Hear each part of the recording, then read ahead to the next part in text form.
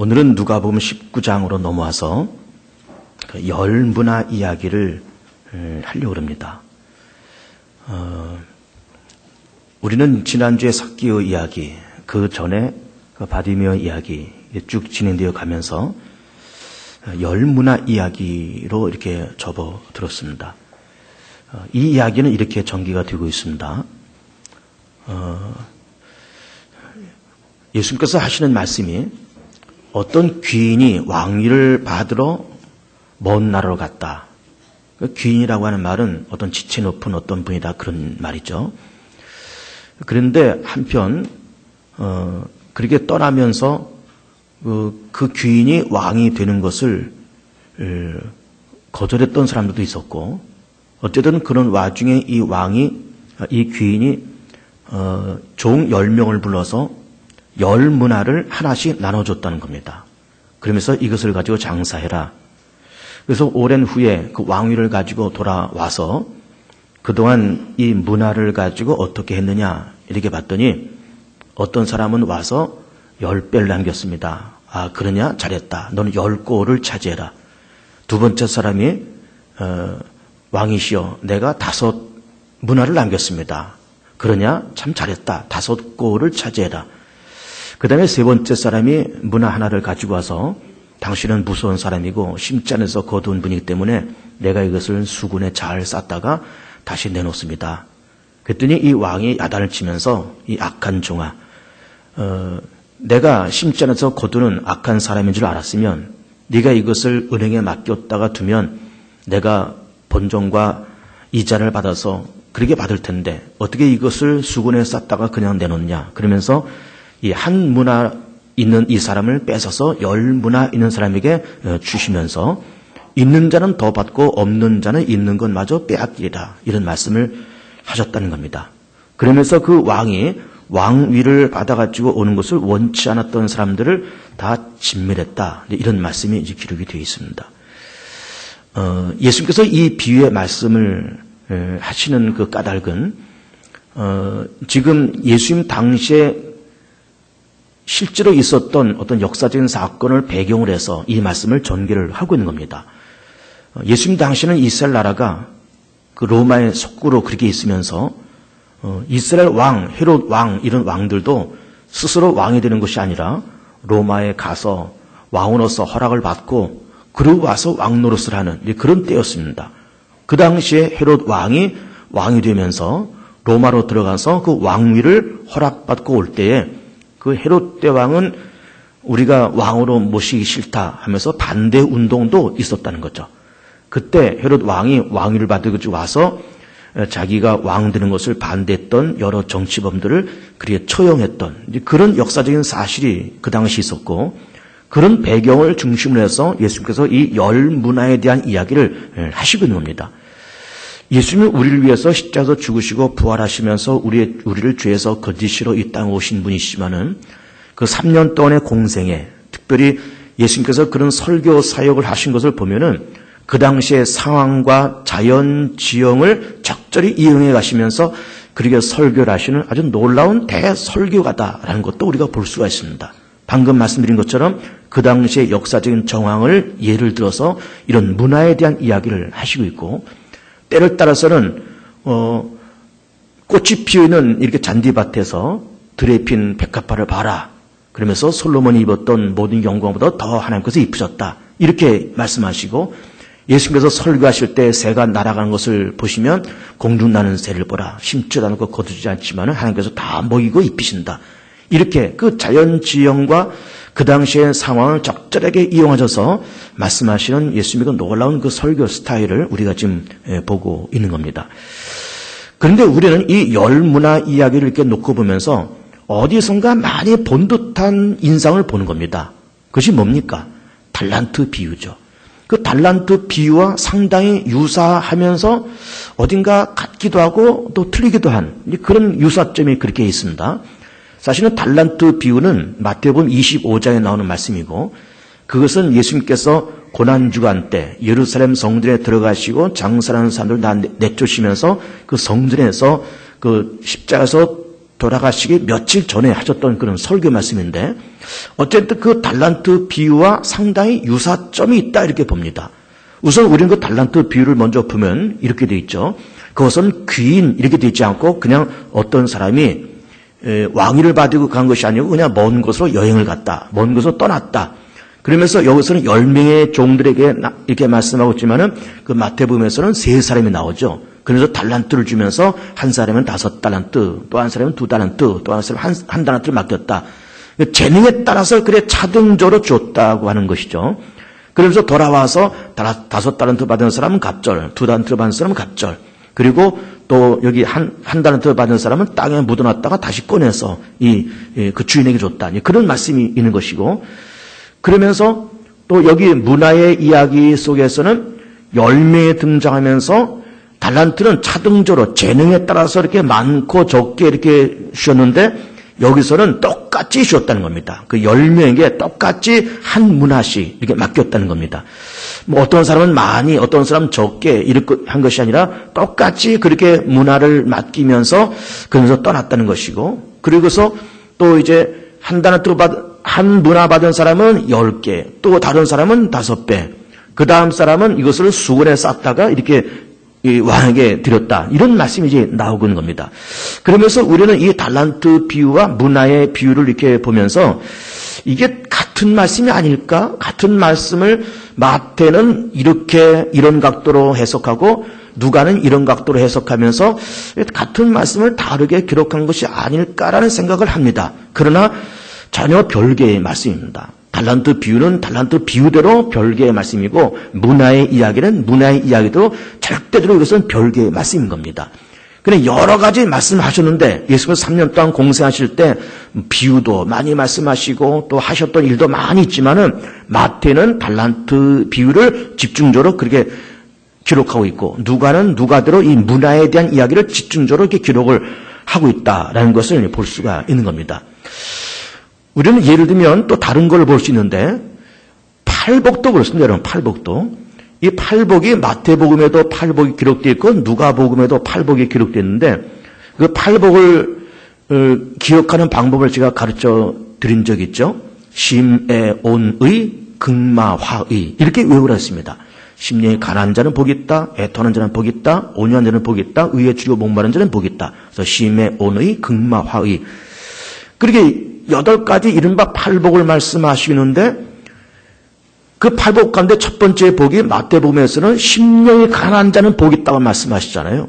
근데 누가복음에서는 똑같은 팔복을 말씀하시면서 심령이라는 말이 빠져 있어요. 그냥 가난한 자는 복이 있다. 이렇게 말씀하고 있어요. 그러면 그럼 심령이 가난하다고 하는 것과 그냥 물질적인 가난한 것, 그러니까 마음이 가난한 자는 복이 있다. 누가복음에서는 물질로 가난한 자는 복이 있다. 이렇게 말씀하고 있는 겁니다. 근데 그것은 예수님께서 심령이 가난한 자는 복이 있다라고도 그렇게 말씀하신 적이 있고 또 실질적으로 물질이 없어서 가난한 그런 사람도 복이 있다. 그렇게 말씀을 하신 건데 마태는 심령에 더 비중을 두고 그렇게 기록한 것이고 누가는 예수께서 가난한 자에게 복이 있다는 거 하는 것을 이렇게 거기에 집중적으로 그렇게 말씀을 하고 있는 겁니다. 전혀 별개의 말씀이에요. 심령이 가난한 자 물론 복이 있고 실제로 물질이 없어 가난한 자 그 사람도 복이 있는 겁니다. 그래서 이 마태복음과 누가복음에는 이른바 달란트 비유와 문화 비유 또 팔복에서 말하는 이것이 같은 것을 두 가지로 이게 얘기한 것이 아니라 이것이 전혀 별개의 사건이고 별개의 말씀이다. 이렇게 생각하시면서 여러분들이 이 본문을 보셨으면 좋겠습니다.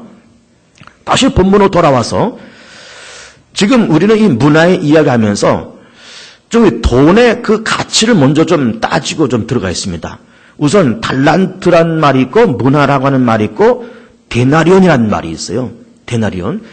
다 똑같은 돈의 단위인데 그 크고 작음이 다릅니다. 우선 데나리온이라는 말은 노동자의 하루 품값을 말하는 것이고 또 100데나리온이 1문화가 되는 것이고 6,000데나리온이 1달란트가 됩니다. 그러니까는 달란트가 제일 큰 돈의 단위고 그 다음에 문화고 그 다음에 적은 것이 데나리온이에요. 어쨌든 데나리온이 노동자 하루 품값이고 100데나리온이 1문화니까 노동자 하루 품값을 그냥 편안하게 한 10만 원 이렇게 잡으면은 100데나리온이면은 1문화는 1000만 원입니다. 그 1000만 원을 10명의 종들한테 이게 나눠줬다는 거죠. 1억이라는 돈을 다 10명의 종들 불러서 1000만 원씩 1000만 원씩 나눠줬다는 겁니다. 그래서 이걸 가지고 장사해라 이렇게 얘기를 했다는 거죠. 그런데 이 1000만 원이라는 돈을 여러분 생각해 보세요. 이 1000만 원이라는 돈은 결코 적은 돈도 아니고 또 그렇다고 해서 또 별로 그 큰 돈도 아니고 어쨌든 큰 돈도 아니지만 또 적다라고도 말할 수 없는 그런 돈인 거예요. 그래 1000만 원 가지고 장사해라. 그 1000만 원을 가지고 무슨 가게토를 얻어서 무슨 프랜차이즈 사업을 한다라고 할 때는 그 너무 적은 돈이죠. 적어도 몇 억이 들어가야 이제 프랜차이즈 사업을 할 수 있을 텐데 가게도 얻어야 되고 그 1000만 원 가지고 하시는 것을 우리가 평범하게 생각할 때 그냥 노점 정도는 할 수 있겠죠. 아니면은 뭐 1톤 화물차 중고차 하나 사가지고 뭐 물건 띄워서 여기저기 다니면서 파는 그 정도도 할 수 있을 겁니다. 어쨌든. 그러니까 1000만 원 돈이 큰 돈도 아니지만 그렇다고 적은 돈도 아니기 때문에 어떤 작은 노점상이나 행상 정도는 할 수 있는 그런 돈이고 그걸 가지고 장사를 해보라는 겁니다. 이 주인은. 이거 한번 해봐. 큰 돈은 아니지만 한번 해봐라. 근데 어떤 사람은 이걸 가지고 10배, 어떤 사람은 5배 남기고 어떤 사람은 이것을 수군에 쌌다가 그러면서 주인에게 다시 이 왕한테 다시 돌려줬다는 거예요. 근데 우리는 달란트 비유를 보면서 재능과 은사에 따라서 5개를 맡겼다, 또 뭐 2개를 맡겼다 이렇게 얘기를 하고 있고 어떤 사람은 하나를 맡겼다. 아, 그래 하나님은 어떤 은사에 따라서 많이도 맡길 수도 있고 적게도 맡길 수 있겠구나. 그러면서 그 달란트 비유를 그렇게 생각하지만은 이 문화의 이야기를 보면은 어떤 사람은 많이 주고 적게 준 것이 아니라 공평하게 한 문화씩을 주고 있어요. 이게 뭘까 이거예요. 잘난 사람도 없이 못난 사람도 없이 은사와 재능에 상관없이 공평적으로 일률적으로 기본적으로 주신 것이 있더라 이 말이에요. 기본적으로 주신 것이 있더라 그 말입니다. 우리는 어떤 사람은 머리가 좀 좋기도 하고 어떤 사람은 좀 머리가 나쁘기도 하고 어떤 사람은 IQ가 높고 어떤 사람은 낮고 어떤 사람은 생긴 것도 이렇게 생긴 것 저렇게 생기고 어떤 사람은 부모로부터 뭐 엄청난 재산을 상속받아서 그걸 미천 삼아서 뭐 사업을 번듯하게 한 사람이 있고 어떤 사람은 물려받은 것이 없이 그냥 맨손으로 사회에 뛰어든 사람이 있고 다 그렇지만은 어쨌든 살아가는 모습이 다소 다르지만은 하나님께서 기본적으로 우리가 주신 것이 있다는 거예요. 놀라운 얘기입니다. 한 문화씩 기본적으로 주신 것이 있다. 그럼 여러분 이것이 뭘까요? 하나님이 우리 모든 인류에게 잘났건 못났건 기본적으로 주신 것이 있다. 뭘까요? 그것은 바로 인생이에요. 인생. 인생이라고 하는 것은 하나님께서 기본적으로 우리에게 다 주신 겁니다. 그래서 시편에도 사람의 연수가 70이요 강건하면 80이라고 그랬거든요. 그 70년 산다 80년 산다고 하는 건 이 인생을 하나님께서 우리 모든 사람들에게 기본적으로 다 주신 겁니다. 다 주셨습니다. 근데 주신 그 인생을 주신 그 문화를 어떻게 관리했느냐, 어떻게 사용했느냐, 이것을 어떻게 풍성하게 만들었느냐, 그 차이가 있더라 그 말이에요. 똑같이 이 인생 속에 우리가 살아가는데 똑같이 우리가 20세기와 21세기를 거쳐서 우리가 세상을 살고 있는데 대한민국 국민으로서 세상을 살고 있는데 어떤 사람은 점점 시간 지나가면서 풍성하게 되는 인생이 있고 어떤 사람은 늘 제자리 걸음의 인생이 있고 어떤 사람은 까먹는 사람이 있고 그렇더라 그 말이에요. 그러니까 하나님께서 주신 그 인생을 어떻게 사용하느냐, 어떻게 관리할 거냐, 어떻게 이것을 풍성케 할 거냐라고 하는 것을 말씀을 하시고 있는 겁니다. 자, 하나님은 세상을 엿새 동안 창조하시고 그리고 세상을 아름답게 만드셨습니다. 그리고 보시기에 좋게 만드셨어요. 첫째 날 빛을 만드시고 보시기에 좋다. 궁창 만드시고 보시기에 좋다. 사람 만드시고 보시기에 힘이 좋다. 아름답게 만드시고 보시기에 좋게 만든 세상인 겁니다. 그런데 아담과 하와가 금단의 열매 선악과를 따먹으면서 그러면서 이 아담과 하와는 에덴 동산에서 내쫓김을 당하고 그러면서 인류의 3대 악재가 인간 세상 속에 찾아왔습니다. 그 3대 악재가 뭐예요? 죄의 권세와 사망 권세와 사단의 권세가 이 인간 세계 속에 들어왔습니다. 그러면서 벌써 아담의 자식들 가운데서 살인사건이 벌어지잖아요. 가인이 아벨을 죽이지 않습니까? 그러면서 창세기 6장 넘으면 그 유명한 노아의 홍수 사건이 나오는 거예요.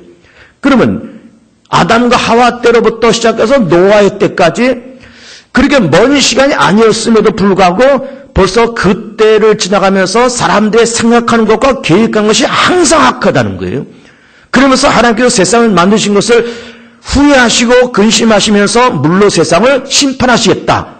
그러면서 노아에게 배를 만들어 하시면서 노아의 식구들 8명만 살리시고 이 지구상에는 모든 인류는 다 멸망당한 겁니다. 그러니까는 하나님은 어렵게 엿새 또한 세상을 그렇게 창조하셨지만은 결국은 아담과 하와의 타락을 통해서 세상은 인류의 3대 악재가 들어오고 그러면서 이 세상을 하나님께서 보시기에 좋은 세상이 아닌 세상이 되었다 이 말이에요.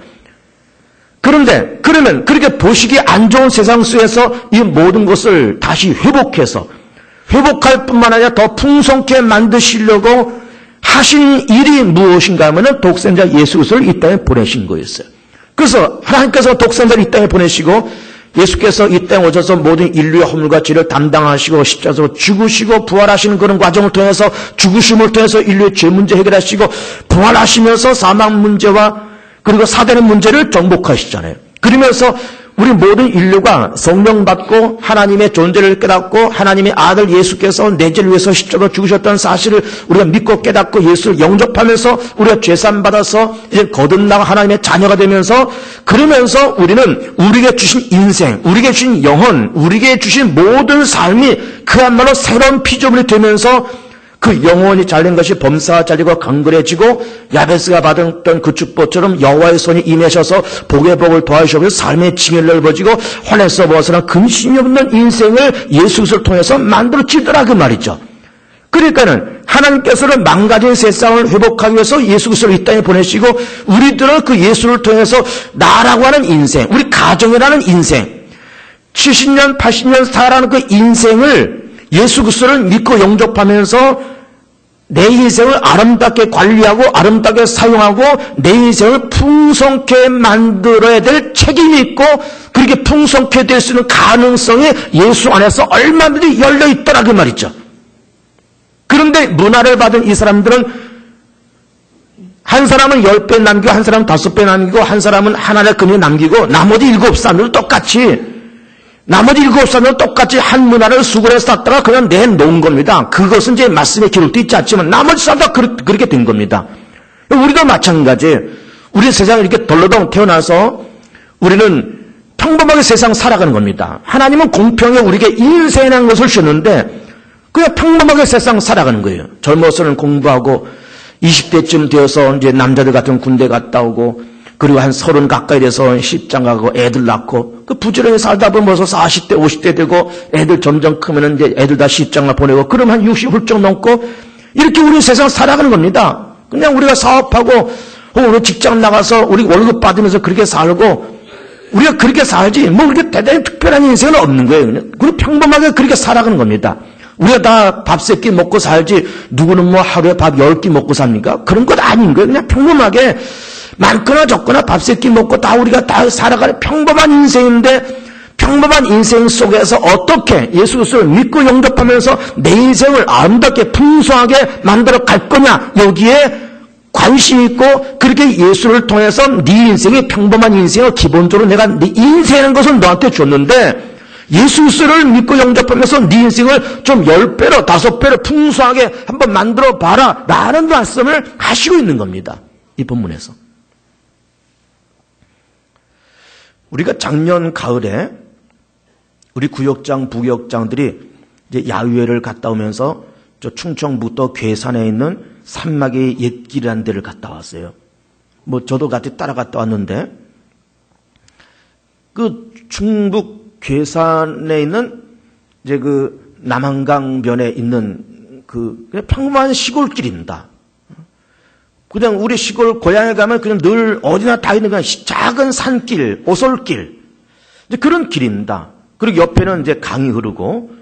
그래서, 근데 이제 그 옛날 길을 뭐 괴산군이 그렇게 했는지 어디서 그렇게 했는지 모르겠지만 그 옛날 길을 잘 아기자기하게 이렇게 꾸리면서 거기다가 그 길을 깨끗하게 이렇게 편편하게 만들고 그다음 나무 데크를 깔고 계단도 만들고 난간도 만들고 오목조목하게 어떤 나무 이름도 붙이고 꽃 이름도 어떤 돌도 어떤 의미 있는 돌이 있으면 그 돌에다가 이름도 붙이고 어떤 사진도 어떤 작품도 조각품도 만들고 실제로 호랑이가 살던 굴이 있는데 여기는 과거에 호랑이가 살던 굴이다. 그래서 호랑이 모형도 이렇게 갖다 놓고 그래서 어쨌든 그 길을 아기자기하게 재미있게 이렇게 만들어 놨어요. 옆에는 강이 흐르고 또 배를 타고 또 오고 갈 수 있도록 그렇게 만들고 그냥 왕복 그저 한 2시간 내지 천천히 가면 한 3시간 갔다 올 수 있는 그런 아기자기한 길을 만들어 놓은 거예요. 그리고 맨 마지막을 가면은 그 식당이 몇 군데 있어서 가서 이제 거기서 뭐 음식 사 먹고 돌아올 수 있게끔 이제 그렇게 그 길을 만들어 놓은 겁니다.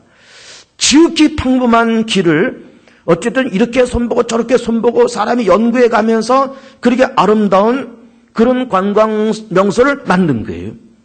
그렇게 만든 겁니다. 지극히 평범한 길을 그렇게 만들었다 그 말이에요.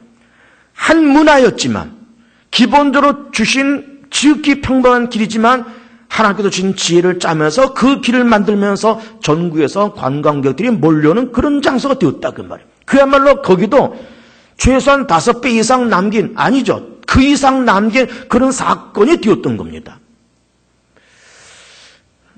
이스라엘 땅은 결코 넓은 땅이 아닙니다. 우리 남한 땅의 한 4분의 1밖에 안 돼요. 우리 남한 땅의 10만 평방킬로미터. 근데 이스라엘 땅이 2만 5천 평방킬로미터니까는 불과 우리 남한 땅의 4분의 1. 한반도의 4분의 1이 아니라 남한 땅의 4분의 1이에요. 그것도 한 절반, 이 남쪽으로 절반 이상은 그 네게브 사막이고 거의 절반은 사막입니다. 사람이 살 수 있는 곳은 우리 남한의 4분의 1만한 땅이고 그 중에서도 절반밖에는 못 되는 거예요. 사람이 살 수 있는 땅이. 근데 그 이스라엘 땅 오른쪽이 요르단이잖아요. 또 그 밑에는 이집트지 않습니까? 그 전에 성지순례 가면서 이스라엘도 한번 들어가고 이집트도 들어가고 또 그 옆에는 요르단도 들어가고 그러니까 그 지역을 다녀보는데 뭐 요르단이나 뭐 이집트나 이스라엘이나 다 거기 옹기종기 모이는 그런 동네고 서로 뭐 지형이라고 하는 것이 거의 비슷하죠. 요르단도 거의 사막 땅이 많고 이집트 사막 땅이 많고 그 사막이고 비가 적은 그런 지역이지만은 요르단과 이집트는 좀 이렇게 지저분하고 뭐가 정리가 안 돼 있고 뭐 피라미드 스핑크스라는 거대한 자기들의 조상들이 물려준 그런 관광 명소가 있음에도 불구하고 그걸 제대로 관리를 못 해요. 관리 못 합니다. 수에즈 운하도 그 자기들이 관리를 못 해요. 근데 그 일본 사람들이 관리를 하지. 그러니까 그렇게 하면서 늘 어수선하고 지저분하고 뭔가 정리가 안 돼 있는 듯한 그런 것이 요르단이고 이집트인 거예요. 그러다가 이제 이스라엘 땅을 딱 들어가면 국경선을 넘자마자 그 이스라엘 땅은 물론 거기도 절반은 사막이지만은 깨끗하게 정리가 돼 있고 아스팔트 쫙 깔려 있고 그리고 갈릴리 바다에서 물을 끌어다가 그러면서 종려나무 숲도 만들고 포도나무 숲도 만들고 가로수들도 전부 다 파이프가 연결되어 있어가지고 스프링클러로 파이프를 연결되어 있어가지고 물을 주면서 가로수를 기르는 거예요. 우리는 뭐 가로수에 무슨 물 주는 데 있습니까? 자연적으로 심은 거니까 자연적으로 그냥 지네들이 크는 거예요. 거기는 가로수에 심어도 강수량이 부족하니까는 자라지 못하니까 스프링클러로 물을 끌어들여서 다 가로수조차도 그렇게 기르는 겁니다. 그러면서 종려나무, 숲도 만들고 포도나무, 과수원도 만들고 가로수도 그렇게 만들고 바위 위에다가 흙을 덮어서 밭을 만드는 거예요. 놀랍지 않습니까? 그러면서 밭을 만들고 과수원을 만들고 그러면서 아기자기하게 깨끗하게 그렇게 만든 거예요. 그러니까 이스라엘 땅이나 요르단 땅이나 이집트 땅이나 그냥 거기서 거기 옹기종기 모여 사는 그런 동네지만은 벌써 하나님의 주신 기본적으로 주신 땅, 기본적으로 주신 기후, 기본적인 주신 물이 있지만은 이거를 정말 하나님께서 주신 지혜를 가지고 잘 활용한 나라는 그렇게 깨끗하고 관리가 잘 돼 있지만 그렇지 않은 나라들은 여전히 그냥 어수선하고 지저분한 상태로 그냥 그렇게 사는 거예요. 군인들은요, 이집트 군인들, 요르단 군인들 그냥 국민학생 같아요. 그냥 노숙자 같습니다. 모자 삐딱하게 쓰고 총 질질 끌고 다니면서 그냥 노숙자 같습니다. 근데 이스라엘 군인들은요, 눈에서 불이 튕깁니다. 불이 튕겨요. 일당백 넉넉히 하고도 남겠다고 생각이 드는 거예요. 그 6.1 전쟁 만에 이겼지 않습니까? 아랍 군대하고 수억 되는 아랍 군대하고 전쟁에서 6일 만에 끝낸 겁니다. 그럴 수밖에 없죠. 총 질질 끌고 다니는 그런 국민학교 노숙자 같은 사람하고 눈에서 빛이 반짝반짝 나는 사람하고 이제 경기 게임이 안 되는 거예요.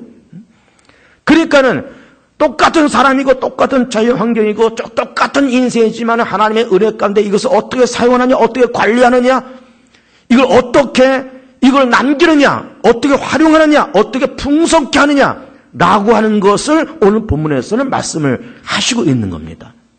말씀을 하시고 있어요. 오늘 우리는 2013년도 구정 명절입니다. 우리 교인들도 한 3분의 1 정도 다 이제 지방에 내려가신 것 같은데, 그래서 우리가 지금 예배 드리고 있지만은 제가 이 설교를 준비하고 또 이 설교를 여러분들에게 드리면서 참 명절날에 참 적절한 본문이 이렇게 생각이 드는 겁니다. 왜 그러냐? 우리도 세상 살면서 인생이라는 것을 하나님께서 기본으로 주었다 그랬잖아요. 가정이라는 것도 하나님께서 기본으로 다 주셨습니다. 누구나 다 한번 30살 가까이 돼서 시장 가서 애들 낳고 다 그러고 살잖아요.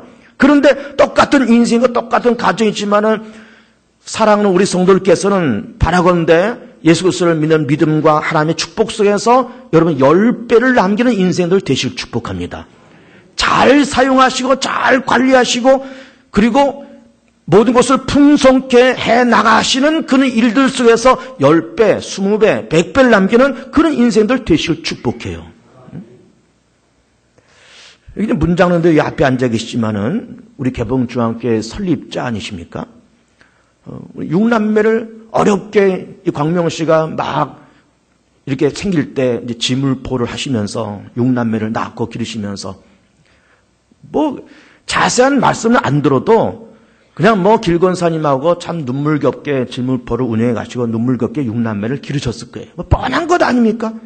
그럼 어쨌든 육남매가 번듯하게 다 잘 커서 이곳저곳에 흩어져서 다 자기 신앙생활을 또 해가면서 자기 밥벌이 해가면서 다 그렇게 살고 있는 거예요. 그러니까 문장로님도 열문화를 남긴 어르신네라고 볼 수 있어요. 열문화를. 똑같은 인생이지만은 다 물론 문장은 지금 연로하시지만은 다 그렇게 모든 것을 시간 지나면서 풍성케 그렇게 만들어 가시는 거예요. 저희 부모님도 그렇습니다. 저희 아버지도 이북에서 피난 내려와서 저희 어머니를 만나서 3남매를 낳았습니다. 제 위로 형이 있고 누나가 있어요. 그러면서 아버지는 돌아가시고 어머니 지금 생전에 계시지만은 어쨌든 3남매를 기르고 이 3남매가 여기저기서 다 그래도 다 신앙생활을 하면서 다 그냥 건실하게 다 살고 있는 겁니다. 저는 목사가 되었고 또 제 위로 형이 있는데 그 형도 아들 둘을 잘 길렀습니다. 하나는 중소기업에 다니고 하나는 LG를 다니고 그러면서 나름대로 다 그렇게 아버지가 3남매 남기면서 그렇게 세상 떠났지만은 그 아들 둘, 딸 하나 그냥 여기저기서 신앙생활 하면서 다 자기 삶과 그리고 손주들 증손자까지 있죠. 증손자까지 다 번듯하게 다 크고 있는 겁니다. 그러니까는 우리 아버지도 6.25 전쟁 그 눈보라 속에 자유를 찾아서 대한민국에 와서 어렵게 정착하면서 그 어른도 열문화를 남긴 어른이에요. 그 이상도 남긴 분이죠. 그 이상도. 다 그런 겁니다, 여러분. 다 그런 거예요. 룻이라는 여인이 구약성경 룻기에 등장합니다. 여러분 이 룻이라는 여인을 잘 보세요. 대략 사사시대니까 주전 한 1000년 이전입니다. 사사시대니까. 사사시대는 출애굽해서 가나안 땅에 도착해서 초대왕 사울이 등극할 때까지 약 한 300~400년 기간이 사사시대예요. 1100년, 1200년, 주전 1100, 1200, 1300 그때가 사사시대입니다. 그때 베들레헴 땅에 엘레멜렉과 나오미란 부부가 있습니다. 아들이 둘이 있습니다. 그런데 베들레헴 땅에 흉년이 들면서 여기 흉년이 들어서 우리가 먹고 살기가 어렵다. 그래서 우리가 피난 가자. 그래서 요단강 건너서 모압 땅으로 피난 갑니다. 거기서 어쨌든 먹고 사는데 남편 엘리멜렉 죽고 두 아들 죽습니다. 그리고 그 모압 땅에서 얻은 두 자부와 그리고 노인네 과부인 나오미가 이렇게 사는 거예요. 한 집에 여인 3명이 살고 있는 거예요. 다 과부들인 거예요. 그 나오미가 그 두 과부된 그 자기 자부들한테 자, 하나님께서 이스라엘 땅을 이렇게 축복하셔서 다시 이제 가뭄이 그치고 이제 농사를 지을 수 있게 됐단다. 그래서 고향으로 돌아가야 되겠다. 나 베들레헴에 돌아갈 텐데 너희 자부들, 너희들은 아직 젊으니까 젊은데 너희 신랑들이 다 죽었잖냐. 그러니 젊으니까 너희들이 이 땅에 남아있다가 다시 재가를 해라. 나는 고향으로 돌아갈 테니. 그랬더니 첫째 자부는 돌아가고 둘째 자부 룻은 둘째 자부예요. 이 둘째자 루브가 룻이 그렇지 않습니다. 어머니의 백성이 내 백성이고 어머니 하나님은 내 하나님이니까 내가 어머니가 가는 곳에 내가 가겠습니다. 그러면서 그 어머니를 붙쫓았다는 거예요. 그러냐 할 수 없이 그 룻을 데리고 오는 겁니다. 과부 며느리를 데리고 오는 거예요. 자기도 과부고 나오미가. 그래서는 베들레헴 땅에 도착해서 이 룻이 베들레헴에서 그 보아스라고 하는 그 지역의 유력한 남자와 재혼을 합니다. 그로서는 낳은 아들이 누군가 하면 오벳. 오벳은 이세를 낳고 이세는 다윗을 낳았어. 그러니까 이 룻이 다윗 왕의 증조 할머니가 되었던 거예요. 그러면서 예수께서 그 다윗 왕가에서 탄생하지 않습니까? 결국은 이 모압 여인, 이방 여인이었던 이 룻이 다윗의 증조 할머니가 될 뿐만 아니라 그의 혈통을 통해서 하나님의 아들 예수 그리스도까지 탄생하는 믿음의 조상이 되었던 거예요. 어떻습니까, 여러분? 한난 이방 여자입니다. 남편 죽고 이 어떻게 할까 쩔쩔매던 그런 여자인데, 그런데 시어머니 쫓아와서 어머니 백성이 내 백성, 어머니 하나님이 내 하나님이다. 그러면서 와서 그러면서 그런 가문을 이루는 여인이 되었다 이 말이에요. 그 여인도 역시 10문화를 남긴 여인이고 10문화 이상 더 남긴 그런 충성된 여인이죠. 정말 신실한 여인이었던 거죠. 우리는 그렇습니다. 우리는 하나님께서 우리에게 기본적으로 주신 것이 인생이라고 말씀드리는 거예요. 똑같은 인생입니다. 별로 잘난 인생도 없고 그냥 못난 인생도 없고 우리는 그냥 평범하게 세상을 살아왔고 평범한 여자, 평범한 남자 만나서 평범한 아이를 낳고 우리가 그렇게 살아가는 거예요. 그러면서 우리는 하루 밥 세 끼 먹고 그냥 그렇게 살다가 애들 크면 다 시집장가 보내고 우리가 평범한 인생이지만은 그러나 예수 그리스도가 우리 안에 있으면서 하나님의 도우심, 하나님의 축복 속에 대를 이어 내려가면서 그 집안이 잘 되고 그 사람의 시간이 지나가고 노년의 시간이 지나가면서 나이가 점점 들어가면서 정말로 인격도 넓어지고 좋은 영성도 깃들고 그리고 이제는 재산도 든든하게 이렇게 모아지고 이제는 덕도 있고 이제는 품위도 있고 개인적으로도 그렇게 될 뿐만 아니라 그 아들들이 잘 되고 3대가 잘 되고 4대가 잘 되고 대를 이어 내려가면서 아브라함의 주신 그 축복의 1000대까지 이르는 하나님의 축복이 이렇게 10문화를 남기는 사람 가운데 임하더라 그 말이죠. 그렇게 되시길 축복합니다. 10문화를 남기는 여러분들 되시길 축복해요. 우리는 잠언서 31장을 보면은 그 유명한 현숙한 여인에 대한 이야기를 합니다. 현숙한 여인. 그 말씀 너무 중요하기 때문에 본문 한번 직접 보겠습니다. 여러분 구약성경 잠언 31장을 보세요. 시편 다음에 잠언 31장. 잠언 31장 10절. 시편 다음에 잠언 31장.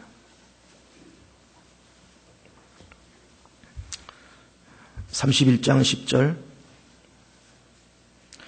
누가 현숙한 여인을 찾아 얻겠느냐? 그의 값은 진주보다 더하니라. 그런 자의 남편의 마음은 그를 믿나니 사노이 핍절하지 아니하겠으며 그런 자는 살이는 동안에 그의 남편에게 선을 행하고 악을 행하지 아니하느니라. 그는 양털과 사물을 구하여 부지런히 손으로 일하며 상인의 배와 같아서 먼 데서 양식을 가져오며 밤에 새기 전에 일어나서 자기 집안 사람들에게 음식을 나눠주며 여종들에게 일을 정하여 맡기며 밭을 살펴보고 사며 자기의 손으로 번 것을 가지고 포도를 일구며 힘있게 허리를 묶으며 자기의 팔을 강하게 하며 자기의 장사가 잘 되는 줄을 깨닫고 밤에 등불을 끄지 아니하며 손으로 손뭉치를 들고 손가락으로 가락을 잡으며 그는 곤관제게 손을 펴며 궁핍한 자를 위하여 손을 내밀며 자기 집사람들은 다 홍색 옷을 입었으므로 눈이 와도 그는 자기 집사람들을 위하여 염려하지 아니하며 그는 자기를 위하여 아름다운 이불을 지으며 세마포와 자색 옷을 입으며 그의 남편은 그 땅의 장로들과 함께 성문에 앉으며 사람들의 인정을 받으며 그는 배로 옷을 지어 팔며 띠를 만들어 상인들에게 맡기며 능력과 존귀로 옷을 삼고 후일을 웃으며 입을 열어 지혜를 베푸며 그의 혀로 인의 법을 말하며 자기의 집안 일을 보살피고 게을리 얻은 양식을 먹지 아니하나니 그의 자식들은 일어나 감사하며 그 남편은 칭찬하기를 덕 있는 여자가 많으나 그들은 모든 여자보다 뛰어나다 하느니라. 고운 것도 거짓되고 아름다운 것도 헛되나 오직 여호와를 경외하는 여자는 칭찬을 받을 것이라. 그 손의 열매가 그로 돌아갈 것이요 그 행한 일로 말미암아 성문에서 칭찬을 받으리라. 어떻습니까 여러분? 현숙한 여인, 자기 남편을 성공시키고 하인들을 잘 관리하고 아이들을 성공시키고 그러면서 이 지혜로운 여자의 덕행과 믿음과 근면함을 통해서 집안의 살림살이가 점점 늘어가고, 그러면서 남편이 칭찬하기를 덕행이는 여자가 많지만은 그대는 참 모든 여자보다 뛰어나다 칭찬했다는 거예요. 그래서 고운 것도 거짓되고 아름다운 것도 헛되지만은 여호와를 경외하는 당신은 정말로 칭찬을 받을 거다라고 자기 부인을 그렇게 칭찬하더라 그 말이에요. 참 덕행이는 여자고 그야말로 10문화 이상을 남기는 그런 여인이고 그야말로 현숙한 여인이었던 거죠. 똑같은 인생이지만 이렇게 만들어가는 여인들 되시길 바라고, 똑같은 인생이지만 주신 인생을 예수 그리스도와 더불어서 아름답게 풍성하게 관리하고 사용하고 아름답게 만들어가고 풍성하게 만들어가는 그런 지혜로움이 우리 모두에게 있기를 축복합니다. 마지막은 이 문화의 비유는 이런 겁니다. 기본으로 주신 것이 있다는 것 아닙니까? 이것은 뭘까? 그것은 기회입니다. 기본으로 주신 것은 인생이고 또다시 기본으로 주신 것은 기회예요. 70년이라는 기회, 80년이라는 기회, 길게 살든 짧게 살든 그 기회를 우리에게 줬어요. 인생은 기회입니다. 무슨 기회? 회개할 기회, 예수 믿고 거듭날 기회, 예수 믿고 천국 시민권을 얻을 기회. 단 한 번밖에 없는 이 인생의 기회 가운데 예수 믿고 그 기회를 잡아서 회개해서 죄산 받고 예수 믿어서 구원의 축복을 받고 예수 믿어서 천국 시민권을 얻으면서 10문화 아니라 100문화 그 이상을 남기는 품이 있고 덕 있고 현숙한 우리 모든 남녀 성도들 다 되시기를 주의 이름으로 축복하며 축원을 드립니다.